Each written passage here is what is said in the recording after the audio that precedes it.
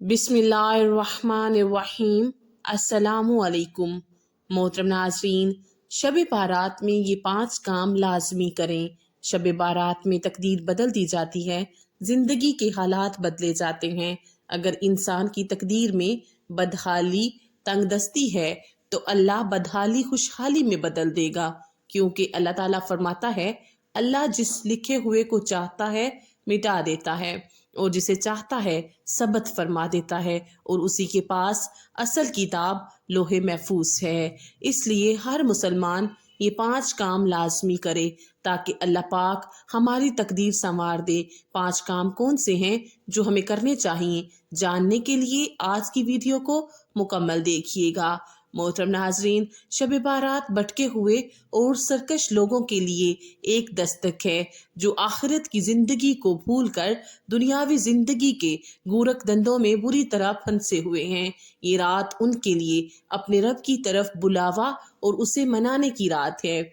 इमाम बिहकी ने हजरत आयशा रजी अल्लाह तआला अन्हो से रिवायत किया है कि रसूल अल्लाह सल्लल्लाहु अलैहि वआलिहि वसल्लम ने रात को उठकर नमाज पढ़ी और बहुत तवील सजदा किया, हत्ता कि मुझे गुमान हुआ कि आपका इंतकाल हो गया है। मैं उठी और आप सल्लल्लाहु अलैहि वआलिहि वसल्लम के पाए अक़दस का अंगूठा हिलाया। वो हिला तो फिर मैं लौट आई। जब आप सल्लल्लाहु अलैहि वआलिहि वसल्लम ने सजदा से सर उठाया और नमाज तमाम की तो फरमाया, ए आयशा, ए उमेरा, क्या तुमको ये गुमान हो गया था कि नबी करीम सल्लल्लाहु अलैहि वआलिहि वसल्लम ने तुमसे ज्यादती की है? आप रजी अल्लाह तआला अन्हु ने अर्ज किया, नहीं, खुदा की कसम या रसूल अल्लाह सल्लल्लाहु अलैहि वआलिहि वसल्लम, लेकिन आपके तवील सजदा ने मुझे आपकी वफात के खौफ में मुब्तला कर दिया था। आप सल्लल्लाहु अलैहि वआलिहि वसल्लम ने फरमाया, क्या तुम जानती हो ये कौन सी रात है?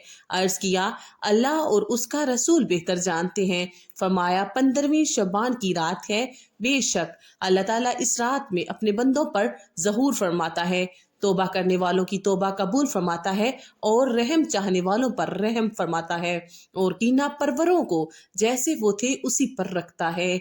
इमाम जलालुद्दीन सयूती तफसीर दर मंसूर में लिखते हैं कि खतीब बगदादी और इब्ने नजार ने हजरत आयशा रजी अल्लाह तआला अन्हो से रिवायत की है कि रसूल अल्लाह सल्लल्लाहु अलैहि वआलिहि वसल्लम तमाम शबान के रोजे रखकर उसको रमजान के साथ मिला देते थे, और आप किसी भी माह के तमाम दिनों के रोजे न रखते थे सिवाय शुबान के। मैंने अर्ज की, या रसूल अल्लाह सल्लल्लाहु अलैहि वआलिहि वसल्लम, शुबान का महीना आपको बड़ा पसंद है कि आप इसके रोजे रखते हैं। आप सल्लल्लाहु अलैहि वआलिहि वसल्लम ने फरमाया, हाँ ए आयशा रजी अल्लाह तआला अन्हो, कोई नफ्स भी पूरे साल में फोत नहीं होता मगर उसकी अजल शुबान में लिख दी जाती है। तो मैं पसंद करता हूँ कि जब मेरी अजल लिखी जाए तो मैं अल्लाह की इबादत और अमले सालिहा में मसरूफ हूँ।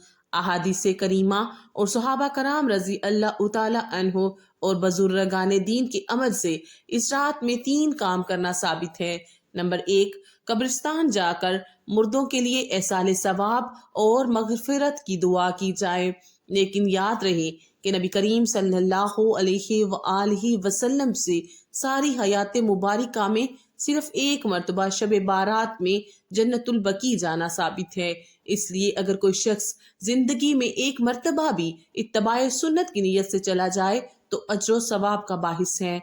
लेकिन फूल, पत्तियां, चादर, चढ़ावे और चिरागा का एहतमाम करना और हर साल जाने को लाजिम समझना, इसको शब बारात के अरकान में दाखिल करना ठीक नहीं है। जो चीज नबी करीम सल्लल्लाहु अलैहि वआलिहि वसल्लम से जिस दर्जे में साबित है उसको उसी दर्जा में रखना चाहिए। उसका नाम इत्तबा और दीन है। नंबर 2, उस रात में नवाफिल, तलावत, जिक्र अज़कार का एहतमाम करना। इस बारे में ये वाजिया रहे कि नफल एक ऐसी इबादत है जिसमें तन्हाई मतलूब है। ये खलवत की इबादत है। इसके जरिया इंसान अल्लाह का कुर्ब हासिल करता है। लहजा नवाफिल वगैरह तन्हाई में अपने घर में अदा करके इस मौके को गनीमत जाने। नवाफिल की जमात और मखसूस तरीका अपनाना दुरुस्त नहीं है। یہ فضیلت والی رات شور و شگب اور میلے اجتماع منعقد کرنے کی راتیں نہیں ہیں، بلکہ گوشہ تنہائی میں بیٹھ کر اللہ تعالیٰ سے تعلقات استوار کرنے کے قیمتی لمحات ہیں۔ ان کو ضائع ہونے سے بچائیں۔ نمبر 3، دن میں روزہ رکھنا بھی مستحب ہے۔ ایک تو اس بارے میں حضرت علی رضی اللہ تعالیٰ عنہ کی روایت ہے، اور دوسرا یہ ہے کہ نبی کریم صلی اللہ علیہ وآلہ وسلم ہر ماہ ایام 20، 13، 14، 15 کے روزوں کا اہتمام فرماتے تھے، لہذا اس نیت سے روزہ رکھا جائے تو معجب اجر و ثواب ہوگا۔ باقی اس رات میں پٹاخے بجانا، آتش بازی کرنا اور حلوے کی رسم کا اہتمام کرنا، یہ سب خرافات اور اسراف میں شامل ہیں۔ شیطان ان فضولیات میں انسان کو مشغول کر کے اللہ کی مغفرت اور عبادت سے محروم کر دینا چاہتا ہے، اور یہی شیطان کا اصل مقصد ہے۔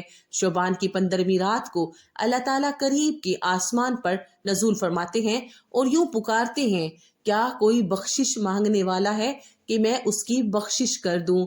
کیا کوئی رزق مانگنے والا ہے کہ میں اس کو رزق دوں؟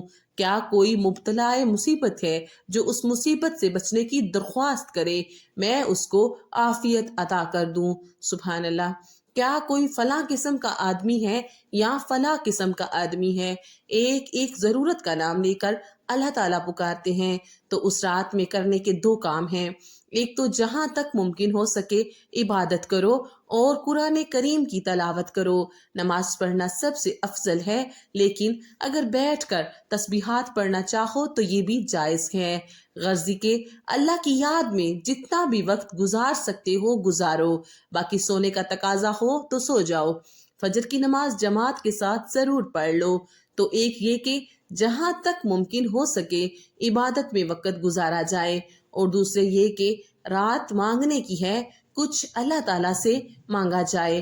مانگا کیا جائے، اس کی طرف رسول اللہ صلی اللہ علیہ وآلہ وسلم نے ارشاد فرما دیا ہے۔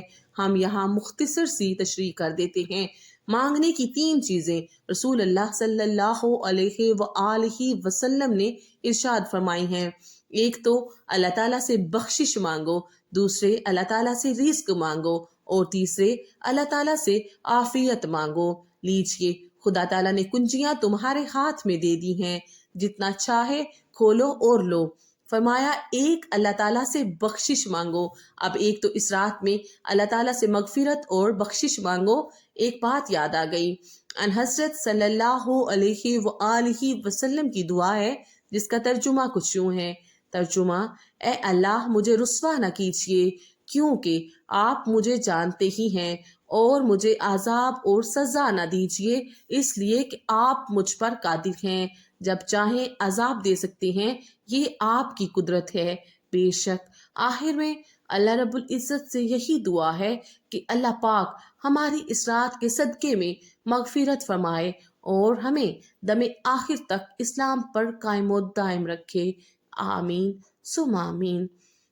اللہ پاک آپ سب کا حامی و ناصر ہو۔ آمین۔